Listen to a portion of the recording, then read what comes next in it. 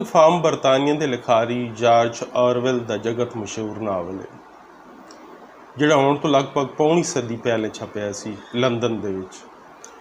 Paper bag दे विच छपिया सी ते इहदे 112 सफ़े सन जदों पहली बार छपिया सी। यानी बड़ा ही छोटा जिहा नावल। अमूमन साढ़े तो ही होंदा है ना कि नावल ही जरूरी समझा जाता है कि वह 500-600 700 सफ़े का होवे और होंदा भी सी। बैन अकवामी सतह पर भी जोड़े वड्डे वड्डे नावल ने, कोई बहुत ही वड्डे वड्डे नावल ने, जिवें रशिया के कई नावल तुसीं वेख सकते हो। दोस्तोयेवस्की का नावल ईडियट बहुत वड्डा नावल है, काफ़ी ज़ख़ीम तो काफ़ी मोटा। मगर फ़ी ज़माना और उस तो पहले भी छोटे नावल भी लिखे गए। यानी उन्होंने लेंथ इन्नी ज़्यादा नहीं सी, 100 सफ़े या 100 तो भी घट। और बाद च भी हुण ते फ़ी ज़माना तो बहुत सारे नावल ऐसे आ रहे हैं जिहड़े 100 तो भी घट पन्नियां दे विच असां वेखे। पंजाबी दे विच भी एक दो नावल इस तरह के हैं, जिवें फ़खर ज़मान का एक नावल जिहड़ा है वो भी, या एक दो होर नावल ने। अहमद सलीम का नावल सी नाल मेरे को चले, बहुत पहले छपिया सी। वो भी एडा वड्डा नावल है। एडा वड्डा तो मुराद कि एडा मोटा नावल नहीं सी। साढ़े शुरू के जोड़े नावल आए सन उन नावलों चो पंजाबी दे विच। पर उस काम नूं भी असीं नहीं कह रहे कि वो अच्छा काम नहीं, वधिया काम सी, असीं उहदे नाल अगे वधे। गल हो रही सी साडी जार्ज ऑरवेल दे नावल दी एनीमल फार्म दी। एनीमल फार्म का उर्दू दे विच भी तर्जमा होया है और पाकिस्तान दे विच ही बहुत पहले छप चुके हैं। मगर पंजाबी दे विच इहदा तर्जमा ना साडे वल होया ना पारले पंजाब च होया। पारले पंजाब च एक दो वीडियो आडियो मैं जरूर वेखिए सन जिहदे विच इस नावल दे उत्ते गल कीती गई सी और उहदे नाल इहदा ओरिजिनल स्क्रिप्ट ओरिजिनल नावल जिहड़ा वो स्क्रीन ते विखा के ते नाल पंजाबी दे विच तर्जमा किया गया सी। ते उहदे नाल नाल शुरू दे विच दस्सिया भी गया सी कि इस नावल लिखण दा की बैकग्राउंड या इस कहानी का किस तरह इस कहानी में अगे वधाया गया। बेसिक गल ये कि एक अलामती नावल है जिस दे विच कुछ बंदे नूं छड्ड के बाकी जिन्ने भी पात्र नो वो जानवर ने। उहदे विच कुत्ते बिल्लियां भी, उल्लू भी, परिंदे भी, दूसरियां शैयां भी। मगर मैन जिहड़े किरदार है जिहड़ा आखिर दे विच मरण तो कुछ दिन पहले सारे नूं इकट्ठा होकर एक लैक्चर देंदा है, वो सूअर होंदा है। यानी ताकतवर जानवर की इलामती तौर पर मिसाल दी गई है। हुंदा ही कि फार्म विच रहण वाले जिहड़े जानवर नूं अपने जिहड़े मालिक है अपना उहदे हत्थों, उहदे जुल्म के हत्थों ते बड़ी मेहनत करने तो बाद कुछ ना मिलण दे हत्थों एडे तंग होंदे ने कि वो ये फैसला करते हैं कि सानू अपने मालिक के खिलाफ बगावत करनी चाहिए और उहदे विच कामयाब भी हो जाते हैं। नावल पढ़ के तो ये पात्रों के नाम वेख के साफ पता चलता है कि ये पिछली सदी विच रूस के विच जिहड़े सोशलिस्ट इनकलाब आया सी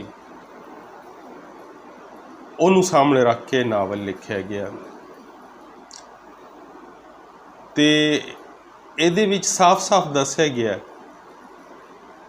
कि इनकलाब तो पहले वड्डे ते ताकतवर बंदे ने आम बंदियां नाल या लोकाई नाल जिहड़े वादे कीते सन उन्होंने पूरा नहीं किया गया। यानी इस नावल च दस्या गया सी। इत्थे मैं इहदे उत्ते कोई सियासी तबसरा नहीं करांगा क्योंकि नावल ते गल हो रही है, वो वादे पूरे होए या नहीं होए वो एक वक्री बहस है।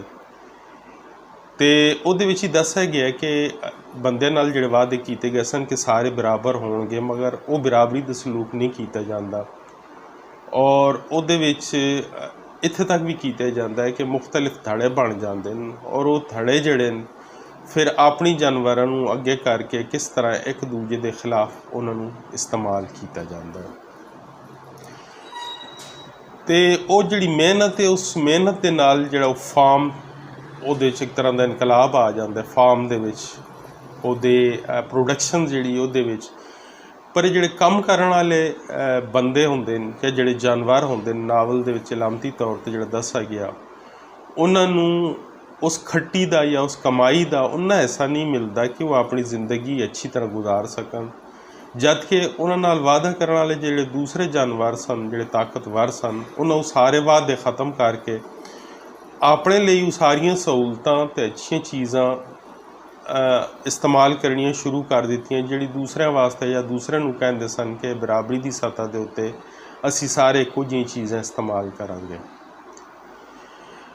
ਕਿਸੇ ਨਜ਼ਰੀਏ ਜਾਂ ਲੈਫਟ ਰਾਈਟ ਦੇ ਨੂੰ ਛੱਡ ਕੇ ਜੇ ਅਸੀਂ ਇਸ ਨਾਵਲ ਦੇ ਪਾਤਰਾਂ ਜਾਂ ਇਸ ਦੇ ਬਾਰੇ ਗੱਲ ਕਰੀਏ, ਪਾਤਰਾਂ ਜਾਂ ਇਸ ਦੀ ਬੁਣਤਰ ਬਾਰੇ ਗੱਲ ਕਰੀਏ, ਅਤੇ ਲਿਖਾਰੀ ਦੀ ਮਹਾਰਤ ਜਿਹੜੀ ਇਹਦੇ ਨਾਲ ਪਾਤਰਾਂ ਦੀ ਵੰਡ ਅਤੇ ਕਹਾਣੀ ਅਤੇ ਉਸ ਦੀ ਜਿਹੜੀ ਪਕੜ ਹੈ, ਉਹਨੂੰ ਵੇਖ ਕੇ ਅਸੀਂ ਇਹ ਅੰਦਾਜ਼ਾ ਲਾ ਸਕਦੇ ਹਾਂ ਕਿ ਇਹ ਬਹੁਤ ਹੀ ਮਹਾਰਤ ਰੱਖਦੇ ਨੇ, ਯਾਨੀ ਲਿਖਣ ਦੀ ਬਹੁਤ ਹੀ ਮਹਾਰਤ ਰੱਖਦੇ ਸੀ ਜਾਰਜ ਔਰਵੈਲ।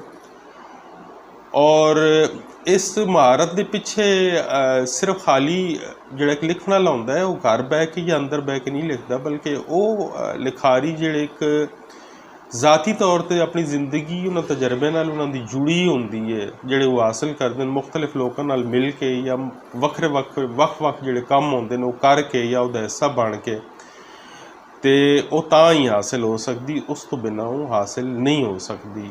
ਉਸ ਲਿਖਤ ਦੇ ਵਿੱਚ ਉਹ ਰੰਗ ਨਹੀਂ ਆ ਸਕਦਾ ਜਿਹੜਾ ਪ੍ਰੈਕਟੀਕਲੀ ਅਗਰ ਕਿਸੇ ਬੰਦੇ ਕੋਲ ਉਸ ਤਰ੍ਹਾਂ ਨਾ ਹੋਵੇ ਜਿਸ ਤਰ੍ਹਾਂ ਉਹਨੂੰ ਕਰਨ ਦਾ ਹੱਕ ਆਉਣਾ ਸਾਹਮਣੇ। ਮਸਲਾ ਇਸ ਨਾਵਲ ਦੇ ਵਿੱਚ ਇੱਕ ਚੀਜ਼ ਹੋਰ ਵੀ ਹੈ ਕਿ ਜਿਹੜਾ ਲਿਖਾਰੀ ਸਾਡਾ ਸੀ ਉਹ ਪੈਦਾ ਤੇ ਹੋਇਆ ਸੀ ਕਲਕੱਤੇ 'ਚ, ਯਾਨੀ ਹਿੰਦੁਸਤਾਨ ਦੇ ਵਿੱਚ, ਬੰਗਾਲ ਦੇ ਵਿੱਚ, ਪਰ ਉਸ ਤੋਂ ਬਾਅਦ ਉਹਦੀ ਫੈਮਿਲੀ ਅਤੇ ਉਹ ਇੰਗਲੈਂਡ ਟੁਰ ਗਏ। ਮਗਰ ਇਸ ਦੌਰਾਨ ਉਹ ਬਰਮਾ ਵਿੱਚ ਵੀ ਨੌਕਰੀ ਕਰਦਾ ਰਿਹਾ, ਫਿਰ ਫਰਾਂਸ ਵਿੱਚ ਵੀ ਗਿਆ, ਔਰ ਇਸ ਤੋਂ ਇਲਾਵਾ ਪੋਲਟਰੀ ਫਾਰਮ ਦਾ ਵੀ ਉਹਨੂੰ ਤਜਰਬਾ ਸੀ, ਫਿਰ ਹੋਟਲਾਂ 'ਚ ਵੀ ਉਹ ਕੰਮ ਕਰਦਾ ਰਿਹਾ, ਅਤੇ ਇਹਦੇ ਨਾਲ ਨਾਲ ਜ਼ਿੰਦਗੀ ਦੇ ਜਿਹੜੇ ਹੋਰ ਤਜਰਬੇ ਉਹਨੇ ਹਾਸਿਲ ਕੀਤੇ ਨੇ ਉਹ ਵੀ ਉਹਦੀ ਲਿਖਤ ਦੇ ਵਿੱਚ ਉਹਨਾਂ ਦੀ ਝਲਕ ਮਿਲਦੀ ਹੈ। ਔਰ ਇਹਨਾਂ ਤਜਰਬਾ ਹੋਣ ਦੇ ਬਾਅਦ ਹੀ ਜ਼ਾਹਿਰ ਹੈ ਸਾਰਾ ਕੁਝ, ਸਾਰੀਆਂ ਚੀਜ਼ਾਂ ਸਾਡੇ ਸਾਹਮਣੇ ਆਉਂਦੀਆਂ। ਅਤੇ ਨਾਵਲ ਉਹ ਕਿ ਛਪਾ ਸੀ ਜਦੋਂ ਲਗਭਗ ਪੌਣੀ ਸਦੀ ਹੋ ਚੁੱਕੀ, ਜਿਵੇਂ ਕਿ ਪਹਿਲੇ ਮੈਂ ਤੁਹਾਨੂੰ ਦੱਸਿਆ। ਅੱਜ ਦੀ ਉਸ ਦੇ ਉੱਤੇ ਪੂਰਾ ਨਹੀਂ ਉਤਰਦਾ। ਜਿਸ ਇਨਕਲਾਬ 'ਤੇ ਉਹਨੇ ਨਾਵਲ ਲਿਖਿਆ ਉਹ ਖ਼ਤਮ ਵੀ ਹੋ ਗਿਆ, ਫਿਰ ਗਲਾਸਨੋਸਟ ਔਰ ਕੋਸਟਾਰੀਕਾ ਦਾ ਸਿਲਸਿਲਾ ਚੱਲਿਆ, ਫਿਰ ਉਸ ਤੋਂ ਬਾਅਦ ਰਸ਼ੀਆ ਜਿਹੜਾ ਹੈ ਉਹਦੀ ਰਿਆਸਤਾਂ ਵੱਖ ਹੋਈਆਂ, ਔਰ ਹੁਣ ਬਹੁਤ ਹੀ ਅੱਗੇ ਸਿਲਸਿਲਾ ਜਾ ਚੁੱਕਾ ਹੈ। ਲਿਹਾਜ਼ਾ ਉਹਦੇ ਉੱਤੇ ਜ਼ਿਆਦਾ ਗੱਲ ਕਰਨੀ ਜਿਹੜੀ ਉਹ ਅੱਛੀ ਨਹੀਂ ਲੱਗਦੀ। ਅਸਲ ਗੱਲ ਇਹ ਹੈ ਕਿ ਅਸਾਂ ਉਸ ਨਾਵਲ 'ਤੇ ਗੱਲ ਕਰਨੀ ਕਿ ਉਸ ਨਾਵਲ ਦੀ ਕਹਾਣੀ ਜਾਂ ਉਸ ਨਾਵਲ ਨਾਲ ਕਿਤਨਾ ਇਨਸਾਫ ਕੀਤਾ ਗਿਆ, ਅਤੇ ਦੂਸਰੀ ਗੱਲ ਜਿਹੜੀ ਉਸ ਤੋਂ ਵੀ ਜ਼ਿਆਦਾ ਕਿ ਨਾਵਲ ਨਾਲ ਇਨਸਾਫ ਕੀਤਾ ਗਿਆ ਔਰ ਜਾਂ ਨਹੀਂ ਕੀਤਾ ਗਿਆ। ਸਭ ਤੋਂ ਵੱਡੀ ਗੱਲ ਹੈ ਕਿ ਸਾਡਾ ਜਿਹੜਾ ਸ਼ਾਇਦ ਸ਼ਬੀਰ ਸਾਡਾ ਜਿਹੜਾ ਦੋਸਤ ਹੈ ਉਹਨੇ ਜਿਸ ਤਰ੍ਹਾਂ ਇਹਦਾ ਤਰਜਮਾ ਕੀਤਾ ਹੈ, ਅਸਲ ਗੱਲ ਤਾਂ ਸਾਨੂੰ ਉਹ ਕਰਨੀ ਚਾਹੀਦੀ ਕਿ ਉਹਨੇ ਬੜੀ ਮਹਾਰਤ ਨਾਲ ਇਹਦਾ ਤਜਰਬਾ ਕੀਤਾ ਹੈ, ਆਪਣੀ ਜ਼ੁਬਾਨ ਦਾ ਵੀ ਬੜਾ ਖਿਆਲ ਕੀਤਾ ਹੈ, ਅਤੇ ਨਾਲ ਹੀ ਇੱਕ ਜਿਹੜੀ ਵਿਦੇਸੀ ਜ਼ੁਬਾਨ ਹੈ, ਅੰਗਰੇਜ਼ੀ ਦੁਨੀਆ ਦੀ ਵੱਡੀ ਜ਼ੁਬਾਨ ਹੈ, ਉਹਦੇ ਵਿੱਚ ਜਿਹੜੇ ਵਰਤੀ ਗਈ ਉਹਨਾਂ ਦੀ ਆਪਣੀ ਸਾਇਕੀ ਦੇ ਵਿੱਚ ਜਿਹੜੇ ਰੋਜ਼ਮਰਾ ਇਸਤੇਮਾਲ ਕੀਤਾ ਜਾਂਦਾ ਉਹਦੇ ਵੀ ਬੜੇ ਸੋਹਣੇ ਅੰਦਾਜ਼ ਨਾਲ ਉਹਨਾਂ ਤਰਜਮਾ ਕੀਤਾ। ਸ਼ਾਇਦ ਸ਼ਬੀਰ ਹੋਰਾਂ ਨੇ ਇੱਕ ਤਾਂ ਜਿਹੜਾ ਨਾ ਉਹ ਤਰਜਮਾ ਜਿਹੜਾ ਨਾ ਉਹਦਾ ਹੱਕ ਅਦਾ ਕੀਤਾ, ਦੂਸਰਾ ਉਹਨੂੰ ਬੜੇ ਇੱਕ ਸੌਖੇ ਢੰਗ ਨਾਲ ਸਾਡੇ ਸਾਹਮਣੇ ਪੇਸ਼ ਕੀਤਾ। ਅਤੇ ਇਹਦੇ ਵਿੱਚ ਸ਼ਾਇਦ ਸ਼ਬੀਰ ਇਸ ਤੋਂ ਪਹਿਲੇ ਵੀ ਸਾਨੂੰ ਇੱਕ ਨਾਵਲ ਦੇ ਚੁੱਕੇ ਨੇ, ਔਰ ਉਹ ਨਾਵਲ ਬਲਕਿ ਮੇਰੇ ਕੋਲ ਹੀ ਇੱਥੇ ਪਿਆ ਹੋਣਾ ਹੈ। ਗੋਡੂ ਦੀ ਉਡੀਕ ਦੇ ਵਿੱਚ ਇਹ ਨਾਵਲ ਜਿਹੜਾ ਸਾਡੇ ਸਾਹਮਣੇ ਆ ਚੁੱਕਿਆ। ਸੈਮੂਅਲ ਬੈਕਟ ਦਾ ਜਿਹੜਾ ਨਾਵਲ ਸੀ ਔਰ ਇਹ ਬੜਾ ਮਸ਼ਹੂਰ ਹੋਇਆ ਨਾਵਲ, ਅਤੇ ਸ਼ਾਇਦ ਸ਼ਬੀਰ ਨੇ ਇਹਦੇ 'ਤੇ ਵੀ ਬੜੀ ਮਿਹਨਤ ਕੀਤੀ ਸੀ ਔਰ ਬੜਾ ਅਨਮੁੱਲਾ ਵਾਅਦਾ ਸੀ ਇਹਦਾ ਗੋਡੂ ਦੀ ਉਡੀਕ ਦੇ ਵਿੱਚ ਵੀ। ਅਤੇ ਹੁਣ ਜਿਹੜਾ ਨਾਵਲ ਸਾਡੇ ਸਾਹਮਣੇ ਇਹਨਾਂ ਲਿਆਂਦਾ ਹੈ, ਇਹ ਮੇਰੇ ਕੋਲ ਪਿਆ ਹੋਇਆ, ਇਹਦਾ ਜਿਹੜਾ ਜਿਵੇਂ ਤੁਹਾਨੂੰ ਦੱਸਿਆ ਕਿ ਜਾਰਜ ਔਰਵੈਲ ਦਾ ਜਿਹੜਾ ਨਾਵਲ ਜਾਂ ਨਾਵਲੇਟ ਵੀ ਤੁਸੀਂ ਇਹਨੂੰ ਕਹਿ ਸਕਦੇ ਹੋ। ਹੁਣ ਤਾਂ ਨਾਵਲੇਟ ਅਤੇ ਨਾਵਲ ਦੀ ਉਸ ਤਰ੍ਹਾਂ ਦੀ ਕੋਈ ਗੁੰਜਾਇਸ਼ ਨਹੀਂ ਰਹੀ ਕਿ ਕਿੰਨਾ ਵੱਡਾ ਜਾਂ ਕਿੰਨਾ ਛੋਟਾ। ਜਿਵੇਂ ਪਹਿਲੇ ਤੁਹਾਨੂੰ ਕਿਹਾ ਸੀ ਕਿ ਐਨੀਮਲ ਫਾਰਮ ਜਿਹੜਾ ਉਹਦਾ ਇਹ ਮੈਂ ਤੁਹਾਨੂੰ ਦੱਸਣਾ ਵੀ ਚਾਹੁੰਦਾ ਤਾਂ ਕਿ ਤੁਹਾਡੇ ਸਾਹਮਣੇ ਆ ਜਾਏ ਔਰ ਤੁਸੀਂ ਇਹਨੂੰ ਵੇਖ ਸਕੋ। ਅਤੇ ਇਹ ਬਹੁਤ ਹੀ ਸੋਹਣਾ ਛਪਿਆ ਹੈ ਇਹ ਨਾਵਲ। ਅੱਛਾ, ਇਸ ਨਾਵਲ ਨਾਲ ਹੀ ਹੋਇਆ ਕਿ ਪੰਜਾਬੀ ਦੇ ਜਿਹੜੇ ਤਰਜਮੇ ਹੋ ਰਹੇ ਨੇ ਵਿਦੇਸੀ ਜ਼ਬਾਨਾਂ ਦੇ, ਉਹਨਾਂ ਦੇ ਵਿੱਚ ਇੱਕ ਬਹੁਤ ਵੱਡਾ ਉਸ ਭੰਡਾਰ ਦੇ ਵਿੱਚ ਬਹੁਤ ਵੱਡਾ ਇਜ਼ਾਫਾ ਹੋਇਆ, ਅਤੇ ਨਾਲ ਹੀ ਸ਼ਾਇਦ ਸ਼ਬੀਰ ਉਹਨਾਂ ਦਾ ਜਿਹੜਾ ਕੰਮ ਹੈ ਉਸ ਨੂੰ ਵੇਖ ਕੇ ਸਾਨੂੰ ਇਹ ਵੀ ਹੱਲਾਸ਼ੇਰੀ ਮਿਲਦੀ ਕਿ ਸਾਨੂੰ ਜਿਹੜਾ ਵਿਦੇਸੀ ਸਾਹ ਤੇ ਉਹਦੇ ਵੀ ਤਰਜਮੇ ਕਰਨੇ ਚਾਹੀਦੇ ਨੇ, ਔਰ ਪੰਜਾਬੀ ਦੇ ਵਿੱਚ ਉਹਦਾ ਜਿੰਨਾ ਵੀ ਵਾਧਾ ਹੋਏਗਾ ਸਾਡੇ ਲਿਖਣ ਵਾਲੇ ਨੂੰ ਪਤਾ ਲੱਗੇਗਾ ਕਿ ਦੂਜੇ ਮੁਲਕਾਂ 'ਚ ਕੀ ਲਿਖਿਆ ਗਿਆ ਪਹਿਲੇ ਜਾਂ ਹੁਣ ਕੀ ਲਿਖਿਆ ਜਾ ਰਿਹਾ। ਇਸ ਵਾਸਤੇ ਕਿ ਸਾਡੇ ਇੱਥੇ ਤਰਜਮੇ ਜਿੰਨੇ ਵੀ ਹੋਏ ਨੇ ਉਹ ਉਰਦੂ 'ਚ ਬਹੁਤ ਤਰਜਮੇ ਹੋਣ। ਰਸ਼ੀਆ ਦੇ ਜਦੋਂ ਰਾਦਾਓਗਾ ਇੱਥੇ ਕਿਤਾਬ ਘਰ ਹੁੰਦਾ ਸੀ, ਹੁਣ ਤੋਂ ਉਸ 'ਤੇ 80 ਦੇ ਵਿੱਚ ਤੋਂ ਬਾਅਦ ਪਾਬੰਦੀ ਲੱਗ ਗਈ। ਉਸ ਵੇਲੇ ਤਾਂ ਰੂਸ ਦਾ ਨਾਂ ਲੈਣਾ ਵੀ ਗੁਨਾਹ ਸਮਝਿਆ ਜਾਂਦਾ ਸੀ। ਖੁਸ਼ਕਿਸਮਤੀ ਨਾਲ ਅੱਜ ਰੂਸ ਦੇ ਵਜ਼ੀਰ ਖਾਰਜਾ ਸਾਡੇ ਵਜ਼ੀਰ ਆਜ਼ਮ ਇਮਰਾਨ ਖਾਨ ਨਾਲ ਮਿਲ ਰਹੇ ਨੇ, ਔਰ ਹੁਣ ਰੂਸ ਨਾਲ ਜਿਹੜੇ ਸਾਡੇ ਤਾਲੁਕ ਨੂੰ ਬਹੁਤ ਬਿਹਤਰ ਹੋ ਰਿਹਾ। ਮਗਰ ਪਹਿਲੇ ਇੱਥੇ ਤਿੰਨਾਂ ਮੁਲਕਾਂ ਦਾ ਨਾਂ ਲੈਣਾ, ਰੂਸ ਦਾ, ਇਸਰਾਈਲ ਦਾ ਜਾਂ ਇੰਡੀਆ ਦਾ, ਬਹੁਤ ਜ਼ਿਆਦਾ ਇੱਕ ਅਜੀਬ ਜਿਹਾ ਸਮਝਿਆ ਜਾਂਦਾ ਸੀ, ਜਾਂ ਉਹਨਾਂ ਦੇ ਲਿਟਰੇਚਰ ਦੇ ਬਾਰੇ 'ਚ ਜਾਂ ਤਾਰੀਖ ਜਾਂ ਕਿਸੇ ਹੋਰ ਗੱਲ 'ਤੇ ਕਰਨ ਗੱਲ ਬੜੀ ਮੁਸ਼ਕਿਲ ਸੀ। ਪਰ ਹੁਣ ਹਾਲਾਤ ਉਹ ਜਿਹੇ ਨਹੀਂ ਰਹੇ, ਹੁਣ ਬੜੀਆਂ ਤਬਦੀਲੀਆਂ ਆ ਰਹੀਆਂ ਅਤੇ ਉਸ ਤਬਦੀਲੀ ਦੇ ਨਾਲ ਵੀ ਜਿਹੜੀ ਨਵੀਆਂ ਲਿਖਤਾਂ ਵੀ ਆ ਰਹੀਆਂ ਸਾਡੇ ਸਾਹਮਣੇ, ਉਹ ਵੀ ਜ਼ਰੂਰੀ ਨਾ। ਉਹ ਪਿਛਲੀਆਂ ਜਿਹੜੀ ਪੁਰਾਣੀਆਂ ਲਿਖਤਾਂ ਉਹ ਜਿਵੇਂ ਕਿ ਮੈਂ ਦੱਸ ਰਿਹਾ ਸਾਂ ਕਿ ਬੜੇ ਤਰਜਮੇ ਹੋਏ, ਜਿਵੇਂ ਉਸ ਵੇਲੇ ਗੋਰਕੀ ਦੀ ਮਾਂ ਨਾਵਲ ਮਸ਼ਹੂਰ ਮਾਂ ਦਾ ਤਰਜਮਾ ਹੋਇਆ, ਫਿਰ ਦਸਤੋਵਿਸਕੀ ਦੇ ਨਾਵਲਾਂ ਦੇ ਤਰਜਮੇ ਹੋਏ ਨੇ, ਇਸ ਤੋਂ ਇਲਾਵਾ ਚੈਖੂਫ ਦੇ ਹੋਏ ਨੇ, ਫਿਰ ਹੋਰ ਵੱਡੇ ਵੱਡੇ ਨਾਵਲ ਨਿਗਾਰ ਜਿਹੜੇ ਉੱਥੇ ਦੇ ਸਨ ਜਾਂ ਸ਼ਾਇਰ ਸਨ ਉਹਨਾਂ ਦੇ, ਗੋਗੋਲ ਦੇ ਔਰ ਦੂਸਰਿਆਂ ਦੇ ਤਰਜਮੇ ਸਾਡੇ ਸਾਹਮਣੇ ਆਉਂਦੇ ਰਹੇ। ਪਰ ਪੰਜਾਬੀ ਦੇ ਵਿੱਚ ਉਹ ਬੜੇ ਘੱਟ ਤਰਜਮਾ ਹੋਏ, ਬਲਕਿ ਸਿਰੋਂ ਜਿਹੜਾ ਹੈ ਹੀ ਨਹੀਂ ਸੀ ਉਹ। ਅਫਜ਼ਲ ਅਹਿਸਨ ਰੰਧਾਵਾ ਹੋਰਾਂ ਨੇ ਕੀਤਾ ਸੀ ਅਫਰੀਕੀ ਨਾਵਲ ਦਾ ਇੱਕ ਤਰਜਮਾ, ਹੋਰ ਕੁਝ ਨਾਵਲ ਆਏ ਪਰ ਬੜੇ ਘੱਟ ਸਨ। ਪਹਿਲੇ ਇੰਨਾ ਤਰਜਮਾ ਨਹੀਂ ਹੋਇਆ ਜਿੰਨਾ ਹੁਣ ਹੋਇਆ। ਉਹਦੇ ਵਿੱਚ ਮੈਂ ਵੇਖਦਾ ਕਿ ਸ਼ਾਇਦ ਸ਼ਬੀਰ ਜਿਹੜੇ ਉਹ ਬਹੁਤ ਅੱਗੇ ਆ ਕੇ ਕੰਮ ਕਰ ਰਹੇ, ਅਤੇ ਹੋਰ ਵੀ ਸਾਡੇ ਦੋਸਤ ਬਹੁਤ ਸਾਰੇ ਹੁਣ ਕੰਮ ਕਰ ਰਹੇ ਹਨ। ਕਿਸੇ ਇੱਕ ਦਾ ਨਾਮ ਮੈਂ ਇਸ ਵਾਸਤੇ ਨਹੀਂ ਲਵਾਂਗਾ ਕਿ ਉਹ ਫਿਰ ਸਾਡੇ ਦੋਸਤ ਨਾਰਾਜ਼ ਹੋਣਗੇ। ਅਸੀਂ ਉਹਨਾਂ ਦੇ ਬਾਰੇ 'ਚ ਵੀ ਗੱਲ ਕਰਾਂਗੇ ਜਿਹੜੇ ਤਰਜਮਾ ਕਰ ਰਹੇ ਨੇ ਜਾਂ ਹੋਣਗੇ ਅੱਗੇ ਤਰਜਮੇ। ਮਗਰ ਮੈਂ ਸਮਝਦਾ ਕਿ ਇਹ ਨਾਵਲ ਜਿਹੜਾ ਇਹਦੇ ਸਾਂਝ ਪਬਲੀਕੇਸ਼ਨਸ ਨੇ ਛਾਪਿਆ ਹੈ, ਔਰ ਐਡਾ ਕੋਈ ਮਹਿੰਗਾ ਵੀ ਨਹੀਂ, 300। ਔਰ ਮੈਂ ਸਮਝਦਾ ਕਿ ਜਦੋਂ ਉੱਥੇ ਅਸੀਂ ਲੈਣ ਜਾਵਾਂਗੇ ਦੁਕਾਨ ਦੇ ਉੱਤੇ ਤਾਂ 300 ਦੇ ਵਿੱਚ ਸਾਨੂੰ ਕੁਝ ਘਾਟਾ ਵਾਧਾ ਵੀ ਕਰ ਦੇਣਗੇ। ਇਸ ਲਈ ਕਿ ਪੰਜਾਬੀ ਦੀਆਂ ਕਿਤਾਬਾਂ ਜਿੰਨੀਆਂ ਛਾਪਣੀਆਂ ਔਖੀਆਂ ਹਨ, ਵੇਚਣੀਆਂ ਉਸ ਤੋਂ ਵੀ ਜ਼ਿਆਦਾ ਔਖੀਆਂ ਹਨ।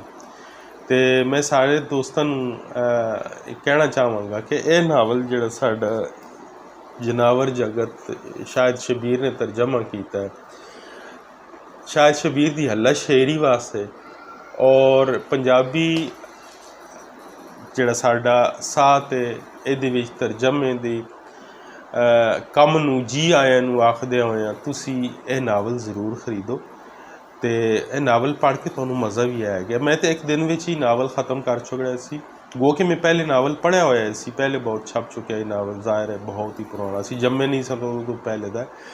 ਪਰ ਇਹ ਪੜ੍ਹ ਕੇ ਬੜਾ ਹੀ ਸਵਾਦ ਆਉਂਦਾ ਹੈ, ਇਸ ਵਾਸਤੇ ਕਰਕੇ ਕਿ ਪੰਜਾਬੀ ਦੇ ਵਿੱਚ ਜਿਸ ਸੋਹਣੇ ਢੰਗ ਨਾਲ ਉਹਨਾਂ ਤਰਜਮਾ ਕੀਤਾ, ਇੰਝ ਲੱਗਦਾ ਜਿਵੇਂ ਅੰਗਰੇਜ਼ੀ 'ਚ ਨਹੀਂ ਪੰਜਾਬੀ ਵਿੱਚ ਹੀ ਲਿਖਿਆ ਗਿਆ।